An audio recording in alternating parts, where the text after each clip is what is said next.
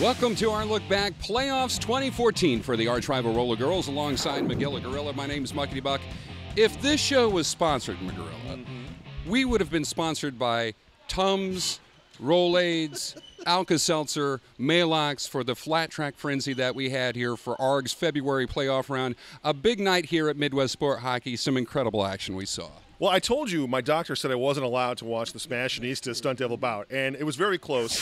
When you see these highlights and the final score, you're going to go nuts, folks, that you missed this one. It was an incredible bout. The first bout, a little bit lopsided, but I tell you what, it was a very solid effort from both squads. The main event, wow. Let's take a look at first half action featuring the top seed, the M80s, versus the 4 seed, the Rebel Skate Alliance. We go about 10 minutes deep into this bout. RSA down by 13 points, but they flip the scoreboard with this big power jam by Pink Diamond. 14 points. It flipped the scoreboard, a 1-point advantage here for the RSA. The crowd was really fired up right then. It looked like the RSA squad was really fired up to play as well, and they really were executing early on. But the big bugaboo and a recurring theme throughout the evening for RSA, surrendering power jams, and the M80s capitalized on the very next jam.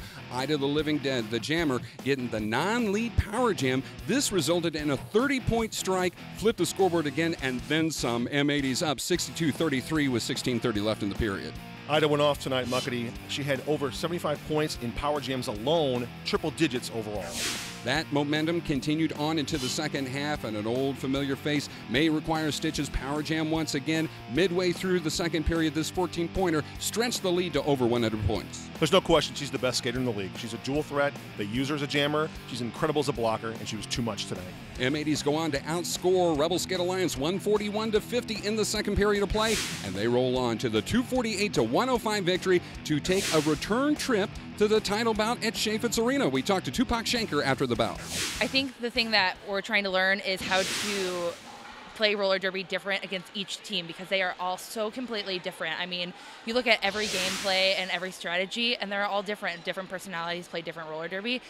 Finding our way to adapt to that is, I think, our biggest opportunity area, because we are hard hitters, and that is what we always go down to, but sometimes hitting hard is not always about roller derby. Rebel Skate Alliance drops to 0-4 on the season. They will be in the third place bout at Chaffetz. We talked to Professor Rumbledore after the bout. We've been working really hard about getting our walls together, forming them and slowing them down.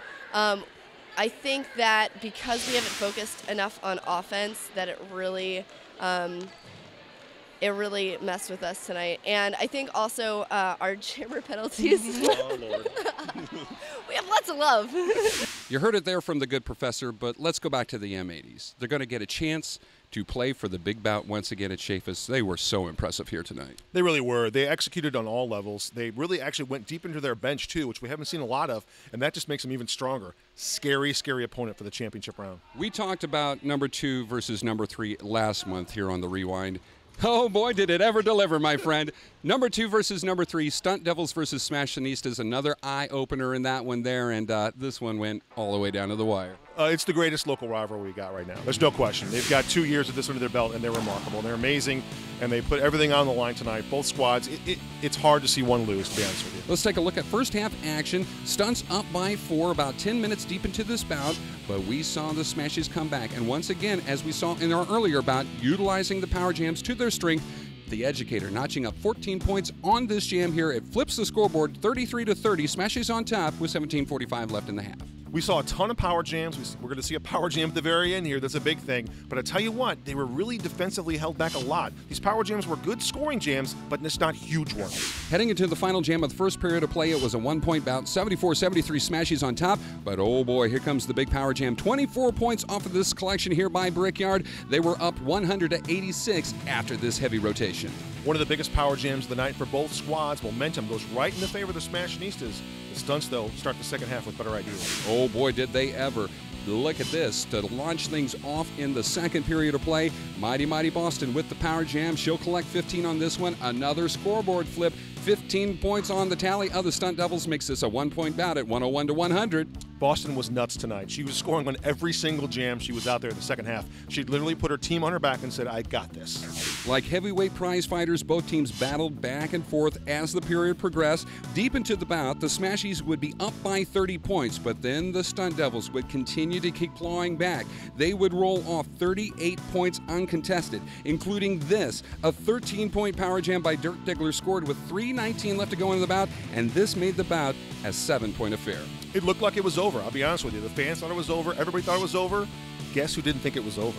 The Smashinistas. Now we reach the final jam of regulation. Under 30 seconds left to go. We see Brickyard notching up the lead jam for the Smashinistas. On the other side, Mighty Mighty Boston, and this is a rarity here, as she is called for the track cut. She would go to the penalty box. Brickyard would go on the power jam. As the period clock expired, the jam clock continued on. This made the bout a 5-point win for the defending champions. You can't imagine what was going on in that last jam. Such tension, such passion from both sides. The Stunt Devils were trying so hard to hold Brickyard back. They just couldn't do it. Seconds were ticking off the clock. It was literally the last effort from Brickyard that got the win for the Smashinistas. 5-point victory, 188-183. Smashinistas with the victory. Oh boy, they're going to have a chance to defend the title. And exuberant downtown Dallas talks to us after the bout.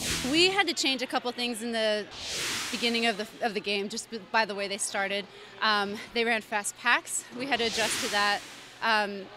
They're a great team, and we have a lot of fun playing against them, and we have a lot of work to do. Stunt Devils fall to 1-3. We'll see them in the third-place bout against RSA. We talked to Morgan LaFadel afterwards. It was a really hard game to lose. I can say that we really wanted to win that game. We wanted to go into the championship again, and I think that everybody on the team brought 100% to make that happen.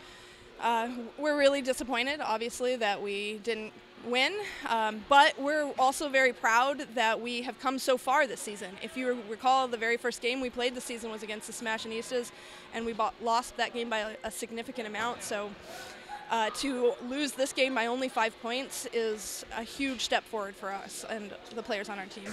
Morgan brings up some good points. Much tighter differential this time around. Definitely a team on the improvement, and nothing to be ashamed of in this loss. You know, I talked about at the beginning, neither squad deserved to lose. One of them had to, though, and it was such an incredible bout. The Stunt Devils put it all out there. They really just came up that much short in that last jam, and they're going to probably play really tough at Chaffetz. Now, with playoffs concluded, we now set the tone for Chaffetz coming up. Let's take a look at the matchups on Friday night, March the 7th, Chaffetz Arena for the ARRG 2014 championships. First, let's talk about the third-place bout. We've got ourselves the Stunt Devils versus the RSA. Stunt Devils, I know they weren't happy with the loss here tonight.